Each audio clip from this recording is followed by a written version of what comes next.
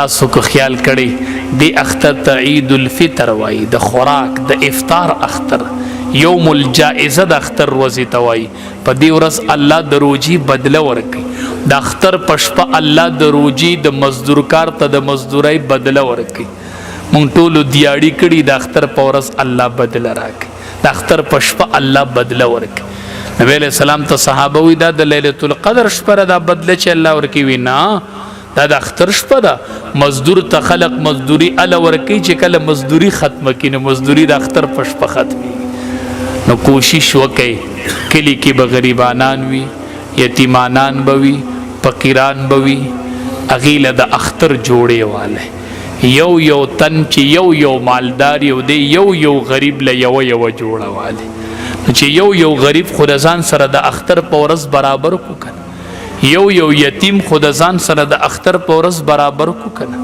چې د اختر خو خوندناک شي کنه. اختر به ال اختری چې مونږ سره غریبانان ټول په صف کې په نوو کپړو کې ودري، دا به اختری. ګوره اختر دی ته نه وایي، ډیر کرته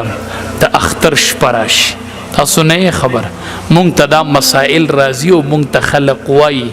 په ما دیسی شپه تیره شوه، په پلان کې دیسی شپه تیره شوه، تاسو ته پته نه لګي.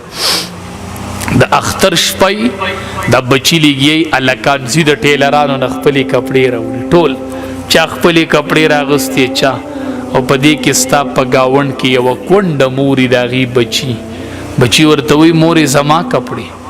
وی هغه د پلان کې ټیلر سره پرتې دي، راوړي او ورګه وسپی راوړي. چې شپه پخه شي نو دا بچې مور ته وایي مورې ناوخته شو، ما له خوب راغی، زه چې سحر د اختر مانځله ځم زه به څه اغوندمه، زما کپړې خو رانلې. مور ورته وایي بچیا ته کپړې مه غواړه، دا چا چې کپړې راوړلې د دې پلارانو او ستا پلار نشته، بچیا ستا پلار نشته، ته کپړې مه غواړه. هغه کونډه مور وایي خدایا چې اختر دی راوستو نو زمانه دی خاون ولی اغستو، ستا په گاوند کې د شپې اوښ کې بهیږي. کونډه مور بچې په کټ کې سملئ، مور لی خوب نه ورځي، د اختر شپه ده، د مورې اوښ کې بهیږي او تا کپړې انګر ته ورچولي چې دا راله اسري کوي چې سحر د بجلی پته نه لګي، او سحر به د جانماز په اوږه ورچولې، عطر به د 3 قسمه لګولې، په اول صف کې بناسي ټیکدار راغی په اول صف کې. دا اختر دی ستا په ګاونډ کې چې بیګا دی کونډې جړل، بابا د دې تپوس په الله د چا نه کوي، مالدار د دې اوښ کو تپوس په الله د چا نه کوي. خدایا زمونږ په ژوندانه زمونږ په دې ملک د قرآن قانون نافذ کا خدایا، د عمر پشان یو حکمران خدایا دې ملک لرا کا خدایا، چې د خلکو اوښ کې وچی کی خدایا، دا اوښ کې به څوک وچی،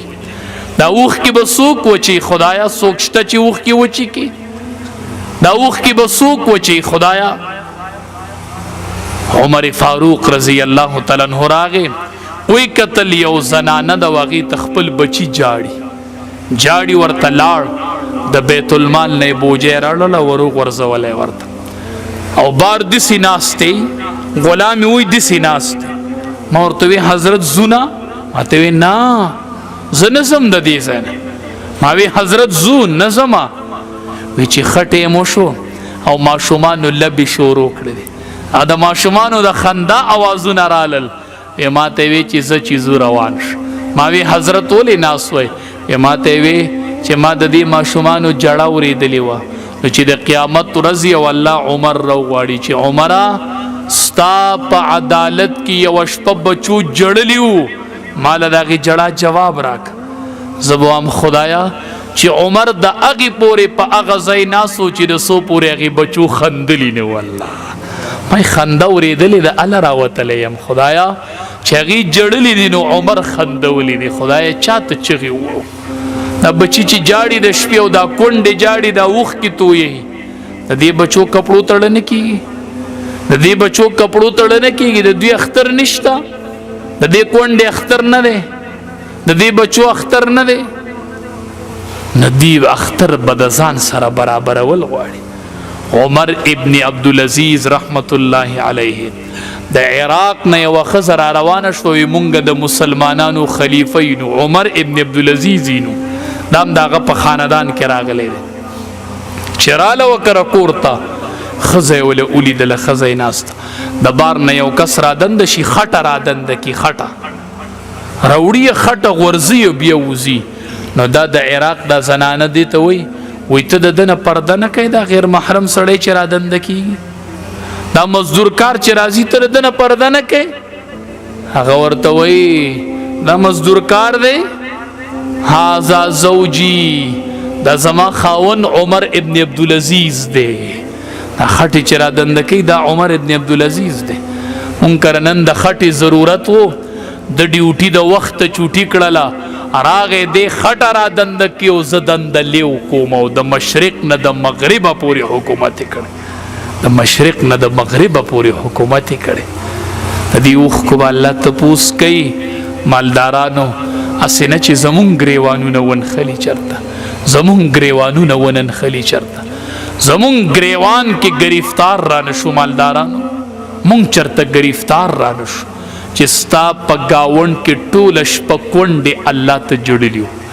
څوک چې یو یتیم راولي او په سر ولدي سي لاس کړي پیسې ول نه دي ورکړي د الله د رضا د پاره ول په سر لاس کې هو حدیث مبارک کې راځي چې څومره ویخته د لاندې لاس تلاندې را دومره نیکي به الله ورکړي دومره نیکي الله ورکړي چې صرف لاس په سر باندې کې دی لاس دی یتیمانانو له په سر لاسونه کېدو دی ته اختر یادېږي دی کونډو ته اختر یادېږي نو مالداران خلق چې کم صاحب استطاعت یې کم از کم د نن نه یو جوړه والی الو بکنا کم کسان به یو جوړه الی اسې نه اسې به لاس نه اوچتوئ چې ښه مضبوطه اراده د چا اراده ده چې یو جوړه به الو انشاءالله یو غریب له به الو اسې اراده نه ښه ٹھیک ده کنه تبلیغیان وای په اراده نیکی میلاویږي اراده نیکی نه په اراده جنت میلاویږي دا کنفرم خبره ده ګوره ښه یو صحابي د غندار څنګه اراده د کټ کولو کړي او وفات شو الله وبخوید د دې د کټ کولو اراده کړي نو په اراده جنت میلاویږي خو چې اراده یو سړی تقریر وکړو د مطالبه تبلیغی کاکا یو کس پاسه ده وسدل ولیکم وی چلا وینا وی کال وینا وی سی روزا وینا وسو د ارادي د نوم تیر شو مړ وی هغه وچی لیکيو بیا چی زینا هغه خلک اراده یاده بیا و اراده یادو هغه وچی لیکي بیا چی زینا د ارادي د نوم تیر شو نو قدسي اراده نو بده الله نیکی نه ورکي ها او چې کلک اراده نو نیکی نه الله په جنت ورکي غریبانان مزان سره اختر کې برابرو ان شاء الله رب العالمین